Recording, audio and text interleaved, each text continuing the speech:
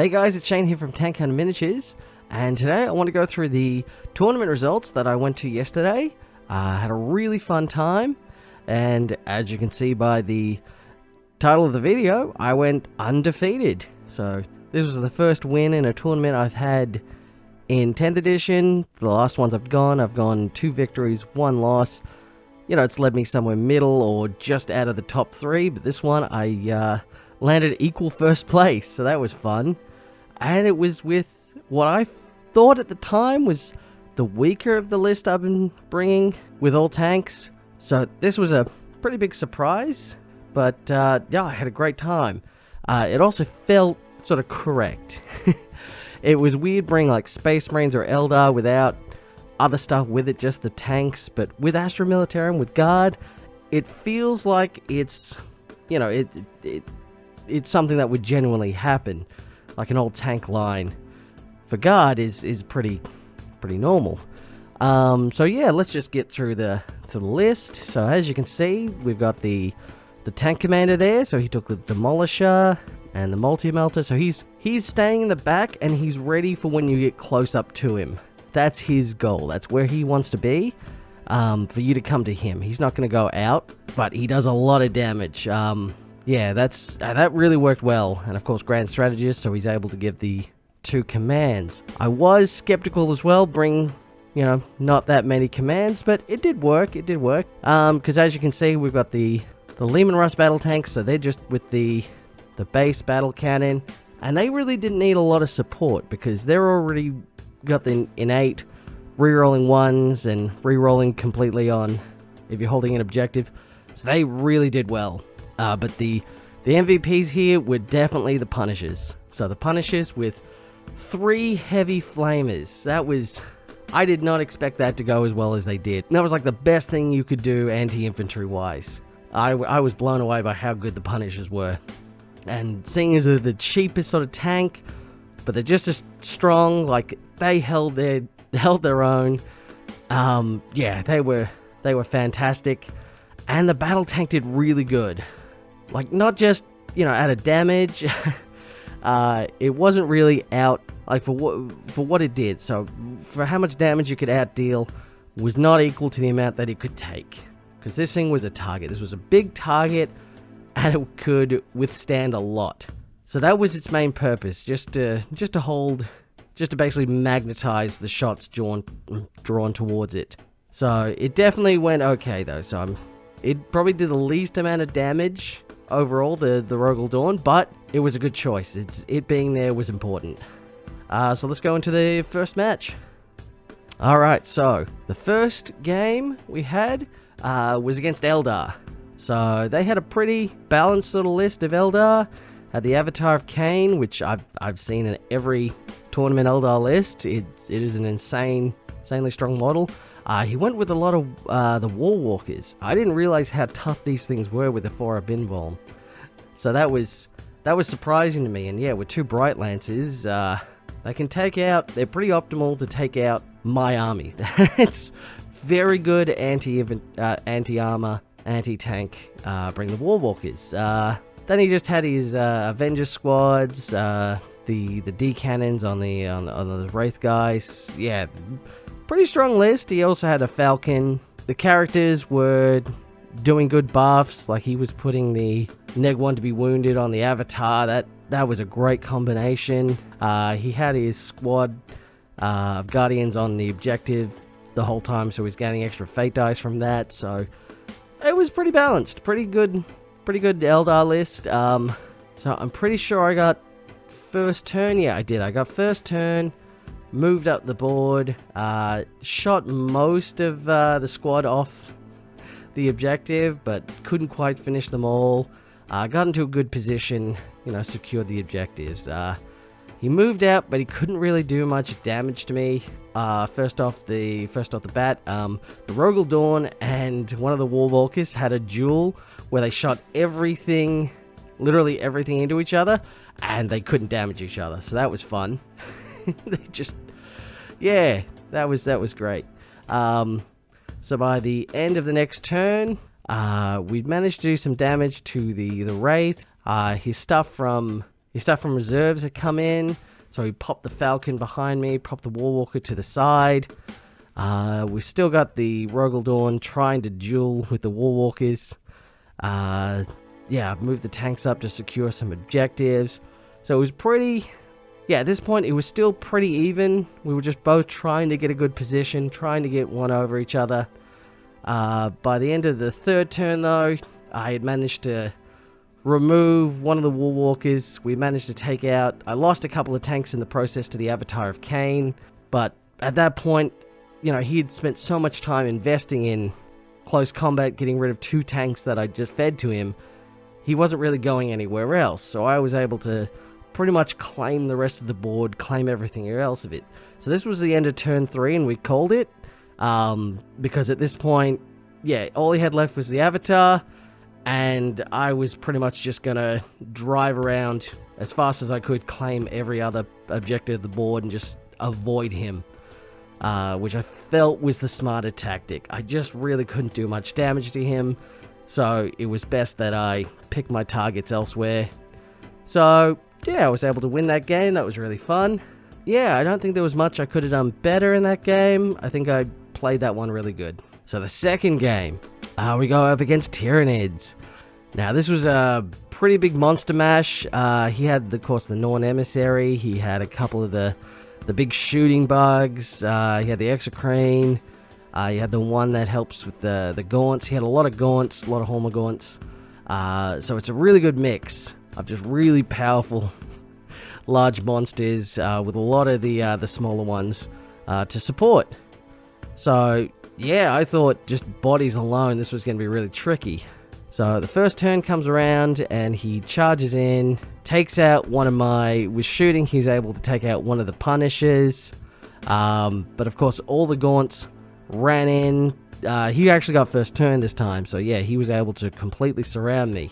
But unfortunately, just a lot of flamethrowers, because I was able to, of course, overwatch as soon as he got close to me, and the Punisher was able to destroy most of them just on movement phase.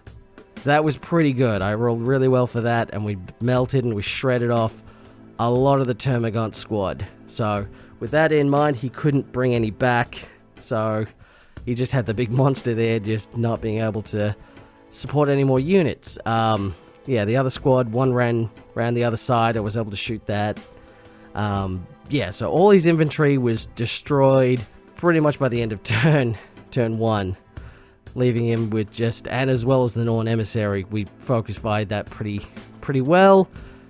And yeah, of course, the main damage I lost to Punisher, and the Rogaldorn had to use its a blade of plating, and yeah, just it was pretty much dead on its wheels. So I was taking a lot of damage, but I was able to sort of clear out a lot of space for myself. Now you can see at the end of turn 2, he was able to charge in the other big bug, took out the Rogaldorn, died, but he was able to get in combat with a couple of them. The large one with the big tongue failed its charge after it came in from reserves and was more or less a sitting duck. We were able to withstand some pretty heavy fire coming out from the Tyranids. We had good positioning, good cover, so yeah, we were able to really withstand that. But it was very much back and forward. It was a long-range shooting sort of matched this whole game. But the thing was, I was getting pretty good objectives as well. I was able to hold. I was able to take some of the middle field objectives. He admitted he probably messed up because he didn't move forward with his big shooting bugs. Well, I was always trying to move forward. Even though it cost me, it did cost some tanks, sometimes you got to do that and able to get the points. You got to put yourself out there. You just got to cap it, get the points. If it lose a tank, you know, it's just, war's got to have casualties to succeed. So by the end of the 4th turn, yeah, we'd lost most things. I had, 3 tanks left. He had 3 big bugs left. And by the end of turn 5, I only had 2 tanks left. After turn 3, I just stopped trying to shoot back. I just gone, alright, we're not really going to be able to kill these guys. Let's just use our tanks to claim as many points as we could. Which we did. And that got us a pretty solid advantage on points wise. So the end of the game ended, of course, turn 5. We got through it pretty quickly, and I was able to get the victory from that. So it is a lesson. So yeah, always be moving. It's like you're better at shooting, of course, when you stand still, but you gotta be in it. So yeah, very much took my favor there. Now game 3, this was a tough one as well. So we went up against Death Guard. Now with the new Death Guard, yeah, they are super hard to fight. He was telling me he went up against Custodes the previous 2 turns, and he's been using the same sort of strat, which is the lowers the armor save of your vehicles in the radius and the toughness as well, and that really hurts Custodes that just want to get close and get in melee. That's not going to help them. But for me, yeah, that was definitely a good choice. Losing my 2-up armor saves really hurt. The toughness, that affected a little, but not as much. But yeah, the armor, that really affected it. But I was able to get first turn here. As you can see, he's got his blow drums. He spread out pretty well, so did I. I was able to get a really good vantage points on a lot of stuff. By the end of turn 1, as you can see, I was able to move up to the left and the right. I shot off a lot of cultists, killed all the bloat drones, claimed a pretty good position. I claimed the middle and the objectives in no man's land, and as well as my home. So I had a good, solid lead, points-wise, at the end of the first turn. So he moved up his rhinos. Rhino rushed in. Unfortunately, the Plague Mortar is, that's a good tank. I'll do a ranking on it eventually, but that's pretty good. But yeah, the mortar isn't really able to hurt the tanks very much, and the entropic cannons didn't really do anything the first. He only had 1 target and didn't really, he rolled pretty badly if I remember. So yeah, I was able to get rid of a lot of chaff turn 1 and really claim all the board zones. It was a speed thing here. Speed is really what helped me a lot in these games. Being able to fan out and just claim so much of the board. And when you've got a Lehman Rust, that's hard to remove under normal circumstances. So by the end of turn 2, as you can see, he got out his Plague Marines, and they just swamped the middle zone. And they were able to, all get tied up with the tanks, and they took him out. Like I said, once they lose their toughness, they get contained. They just can't withstand that much. You really got to stay away from them. But at the same time, I was, really able to use my maneuverability, which is funny, because, we're big, large things, but we're fast. Even though we're not fast, because we're like at 10-inch movements, it still counts. So I was able to claim a lot of objective points around the board. So by the end of turn 3, he was able to get tied up with a lot of my guys, but at that point, he wasn't able to get rid of enough tanks. As he said, he was very much keyed for anti-infantry, and that really helped him in these previous games, but against me, not as much. But like I said, he still did really good. But I was just able to be more able to take on whatever, because I had anti-infantry guns with the Punishers. They did so well in this. I had anti-armor, I had anti-everything. So you really needed a good range of different type of guns, and Guard were really able to bring it. So by the end of turn 3, we ran out of time. This was just a long battle to play with these sort of slow moving things. But I was able to get a pretty good lead, and we had a look through, and we both realized how it would sort of play out. Points wise, we'd both still gain, but he wouldn't really be able to gain more to cap the lead, because at this point what I do is just drive back and just stay away from him, because these are mostly close combat guys, and I'm a lot faster than them. Aside from that, really good game. That was fun. And by the end of it, I had scored enough points and done well enough to get the joint first place. So this is definitely an army I'd recommend. This was probably the most fun army to play as well, because you really have to think. With the Space Marines, with the Eldar, every tank just shoots really strong. They just do their job, they just eliminate things, that's it. With these guys, you really have to think more. You have to decide, alright, which command you're giving, who you're going to give it to, who's going to be more effective.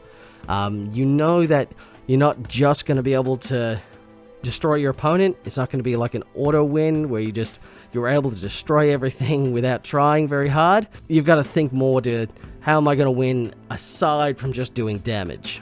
That really paid off. I had a great one with this. I had a great time with this. So yeah, let me know what you think of this.